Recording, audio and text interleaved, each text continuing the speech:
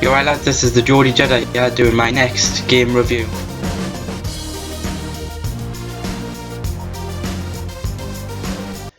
It's Far Cry 3, a brilliant game of the year contender for me when it came out. Its graphics were out of this world, its characters were brilliant, in particular the perhaps main antagonist. The voice acting was brilliant, the gameplay was perfect. Far Cry 2 was a brilliant game. Far Cry 3 just upped everything, made everything just that 50% better. Graphics, there weren't many loading screens, so for the graphics to maintain that kind of quality throughout the whole game without loading screens was amazing. There are animals to hunt as well, and they don't degrade. You know, you don't get dodgy graphics just because they're far away or because there's lots of them. It didn't happen. It kept it up. The vehicles, there are more vehicles compared to Far Cry 2, and again, quality of the vehicles was up, which is something Far Cry 2 always did well. Was, you know, it counted for every little bit of rust. The fact that it was on an island, you know, cars rusted. It was just the way it worked. There was also characters, in particular Voss. You know, this is a guy who was talked about character of the year. People talked about this repeatedly because this guy, the voice actor as well, but also just the look of him, the dialogue was perfect for the kind of character that he was and kind of character he represented.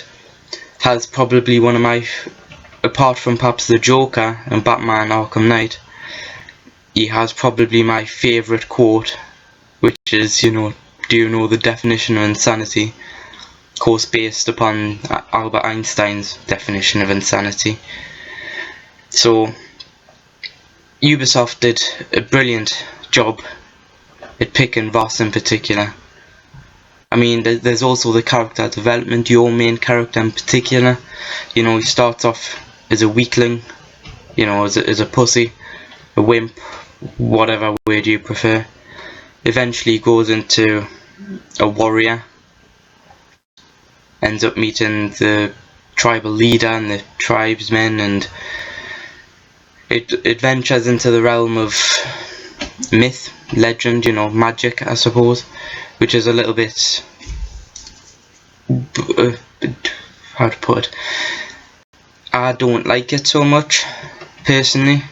I mean, in fairness to them, they do sort of explain it in more like it's, you know, drugs, and it's hallucination, but it seems a bit, I'm not a big fan of that. In this game, I think this game just needed a little bit more realism, but it was a brilliant game anyways, and so long as you ignore the drug-induced hallucinations, it's not a big deal. In general, the characters, the voice actors are pretty good. You know, there's quite a few voice actors. There's the professor, well, essentially a professor on top of a hill growing mushrooms and drugs, essentially. Again, his voice acting was perfect, his character choice was perfect, dialogue, everything. Your main character isn't too bad. He's more about the character development, really. There aren't any bad points to speak of, really. I mean, sometimes if you want upgrades, it can be a bit annoying trying to fight sharks to get the ingredients to make upgrades. That can be a tad annoying. However, like I say, if you don't want the ingredients, they don't make that big a deal. Although personally I do, because if you want more than a pistol, you have to make the whole stuff for a shotgun, and then you have to make the whole stuff for an assault rifle. You know, that kind of thing. Same with money. If you want to carry more money on you, you need to make more wallets. Or you can go through the story perfectly well on the upgrades that you're forced to get as part of the story. But, you know, you also want to spend time getting upgrade.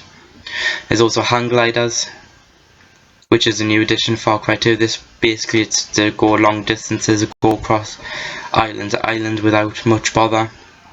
A very good inclusion. Still has fast travel points, but the hang gliders can be a tad more fun, especially if you drop into the sea where sharks are hanging around waiting for you. You know, it happens, it's happened to me. Anyways, overall the game's probably a 9 out of 10. I wouldn't give it a 9 out of 10 because although there aren't really any bad points, the good points aren't good enough to warrant a 10 out of 10 for me personally. If you have a different opinion, by all means put it in the comments if you feel like it. I don't mind. I'll read them. I probably won't respond, perhaps. Kidding. I'll respond if it's a good, if I have reason to do so. Subscribe if you want. Leave a like if you want. It's been the Geordie Jedi. May the Force be with you.